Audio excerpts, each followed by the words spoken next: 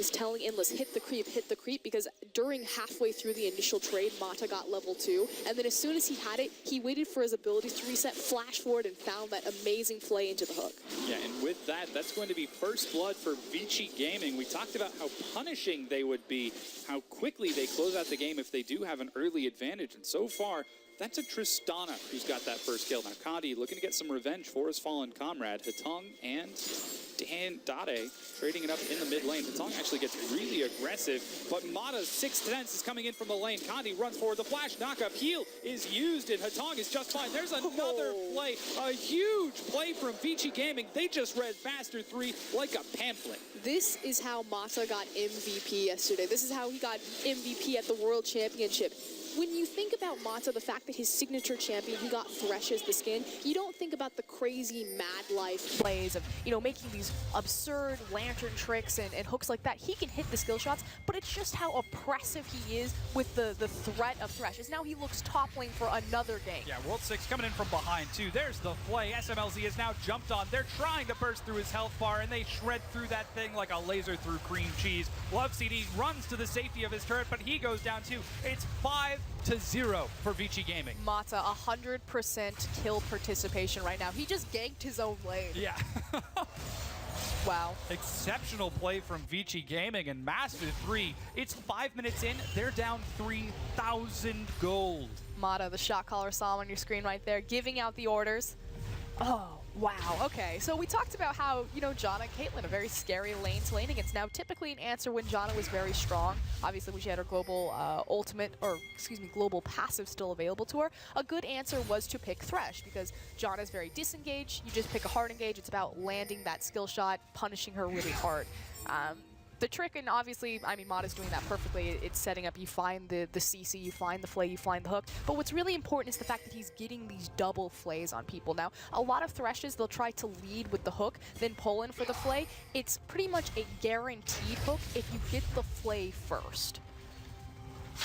Alrighty, so now we're 6 minutes in. As we mentioned, a 3,000 gold lead for Vici Gaming, and you've got to ask the question. Vici are so far ahead with this early advantage. The big slide finds Dade. He's not level 6 yet, doesn't even have flash, gets a great stun. Here comes Kandi to try to save him. More damage coming across as Dade is brought low, but World 6 cannot find the knockup. And Dade barely gets out alive while Harass continues. That's so much damage. This is just absurd. And they're able to be this far forward because obviously there's a huge gold disadvantage, especially in this 2v2. Oh, Dade, looking for the experience for level 6, finds death at the hands of Hatong instead. Dade, his lane phases, he just got solo killed by Hatong. Yeah. Kind of unfortunate for him. I'll let that speak for itself. Yeah, so, alright. It's 6-0 in favor of Vici Gaming. M3 are down an incredible amount. What can they do to turn this around? How can they try to turn this game back in their favor? They have to stop the bleeding, first and foremost, and then they need to also think about considering moving their, consider moving their bottom lane towards that bot side for dragon control, but World 6 is just going to go out and solo this, and he's able to do that. He's so strong from all the experience he gets from all these kills happening around the map.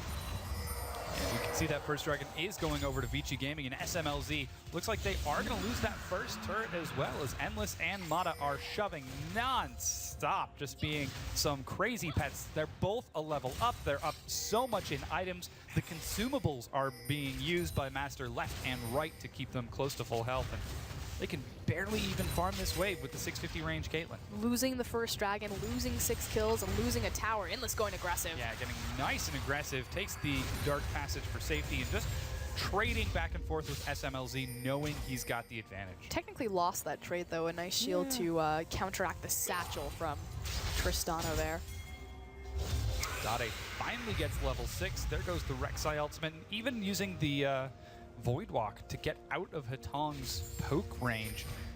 In every lane except for the bottom one, Vici Gaming are being incredibly aggressive, and they've already got some pretty aggressive forward wards too.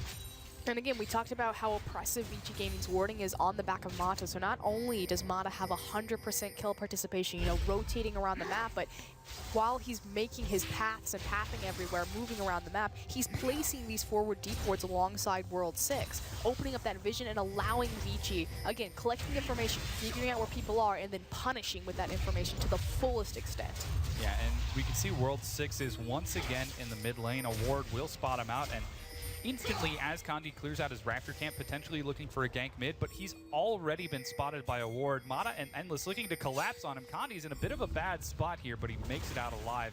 Just the pings alone from Vici Gaming, speaking volumes more than M3. Well, their laners are playing so passive. Dade, Rift walking out of range.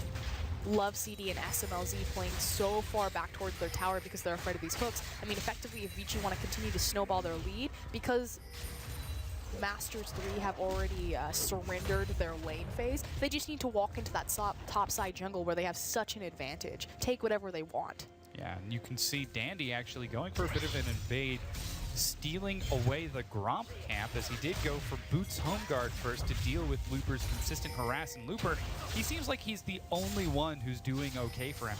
Hunting Guys is finished. He's got a mild CS lead over Dandy, but he's going to catch up the moment that wave catches. And no, Vici actually swap it over. They send Dandy to the top, which that means the CS is going to go to Endless.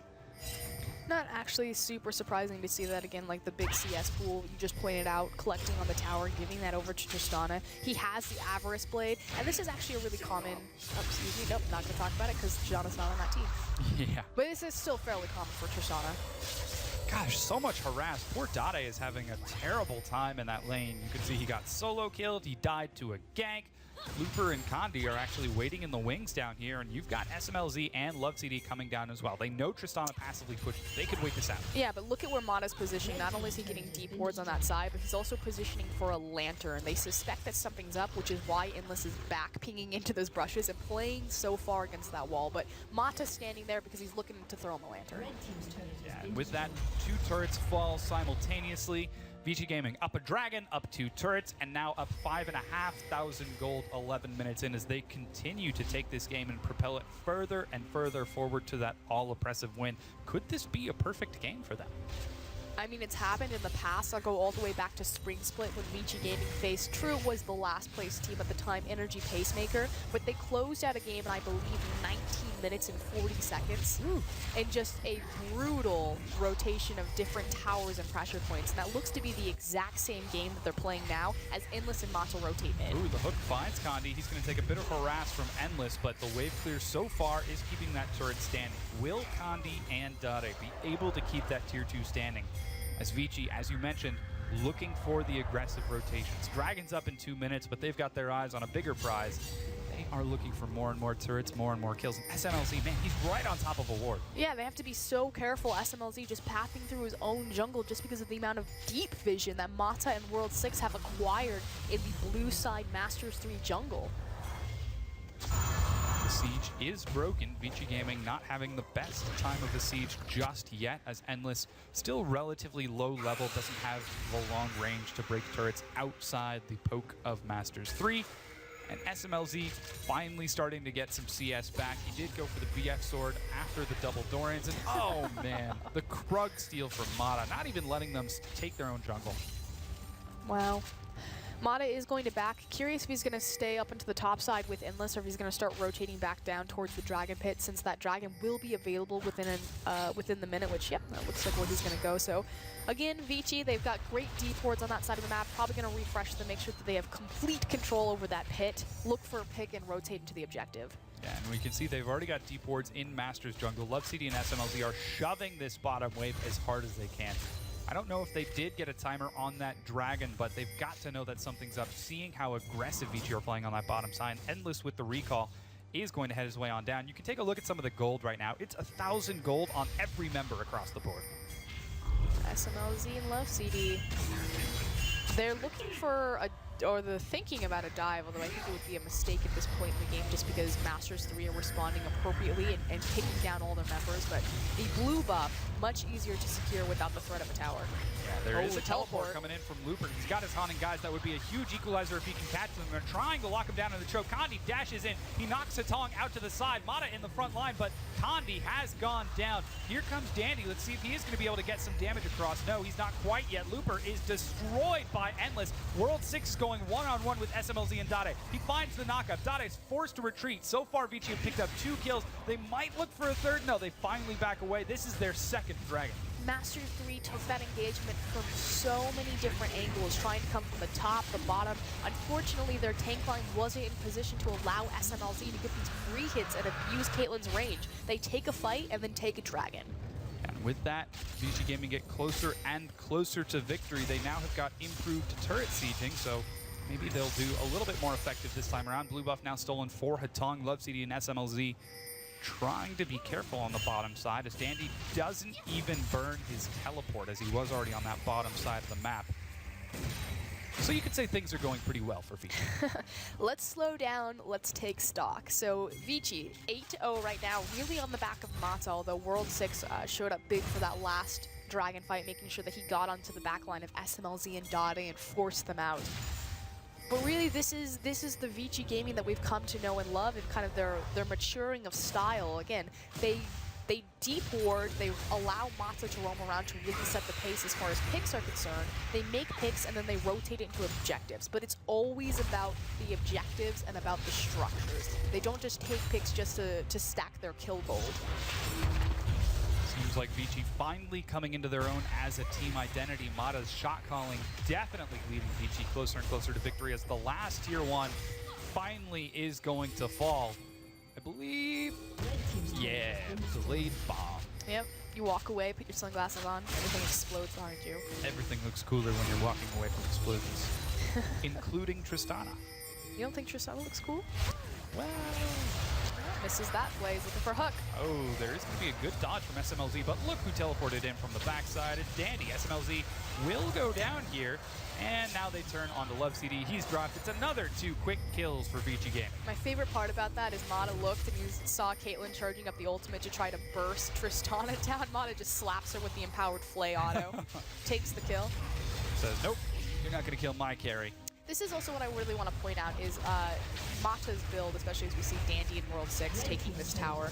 He went Mobies into an upgraded Sightstone, so this is the Ruby Sightstone. And again, you're not placing more wards because you can only have 3 vision wards on the map, but it allows you more charges. And why this is important to Mata's play style is because very Samsung White-esque, and this is what he's really moved over into Vici Gaming's identity.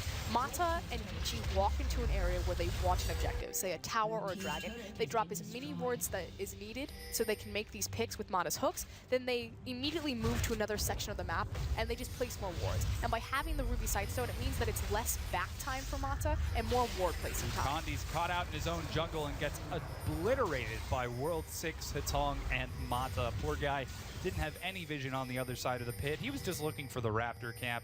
Things aren't looking that great for M3. It's 11-0, 11,500 gold. They've got 1 tier 2 turret remaining, and you just saw the vision.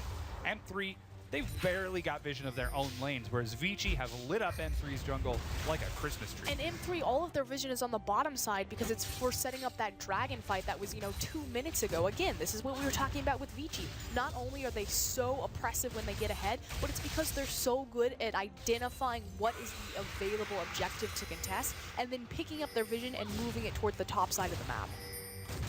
Can see SMLZ is getting closer and closer to his Infinity Edge that was now finished for Vici Gaming. Taking a look at the gold, it's 2,100 gold in Endless's pocket, another 2,400 in Hatong's pocket. Even Dandy is up 2,200 gold. This is some phenomenal play from Vici Gaming. And as you mentioned, they are just taking objective after objective. You can see they're looking for a bit of a pick here. They're looking for a dive, waiting for Hatong to move forward, and they've got enough pink wards so they know that Looper has no idea what's going up. Yeah, Looper is going to be obliterated here. He's going to end up going down. Dandy taking the turret. Hatong's the one who secures the kill. He's actually taken a lot of damage. Oh, he's able to make it out. Endless has to be careful though. In response, Masters 3 just trying to find something on the map. They were looking and collapsing on that bottom lane. They won't find Endless. Great job again, wall ward signaling that he was getting collapsed on, but it should be a tower. Ooh, Mata finds Zada, misses the death sentence, but there's so much damage. Endless is doing some serious work with the early Infinity Edge, and he's actually gonna have to jump away here as M3, they go for that bottom tier 1, but at what cost? They're losing the top tier 2. They lost the top tier 2. Now they're losing the top inhibitor. Vici are unstoppable right now. This is going to be a 19-minute inhib tower if they're able to break this. We'll see Blooper Cannon. Yeah, the turret goes down. Hatong shoves that thing so fast the inhib tower is gone. And Dandy shows himself on the bottom side of the map, trying to stop the recall of SMLZ and Love CD. He does succeed, but man, this is Vici looking so strong. Those early kills snowballed everything so excellently, and it was all off of that early lane swap and the great play from World 6 and Mata. This is over a 10k gold lead at 20 minutes in the game. Yeah. Masters 3 don't even have a chance to surrender yet. Yeah, things aren't looking that hot for Masters 3. You can see they're trying to stall it out as much as they can. They can't even clear the wards in time. As Mata says, aha, Ruby Sightstone plus additional wards, deal with that. And SMLZ says, oh, I only have BF sword. I know, Tristana, Edge, Zeal, completed boots, to SMLZ, boots, double Dorns, and the pieces of his Infinity Edge. Yeah. Things aren't looking that great for Masters 3. This is disaster for Masters 3. We got to start thinking, you know, Masters 3, they came into this with a clear battle plan. They banned away Dandy, they banned away Hatong's Victor. They said, all right, what can we do to really sort of deal with Dandy's Hecarim?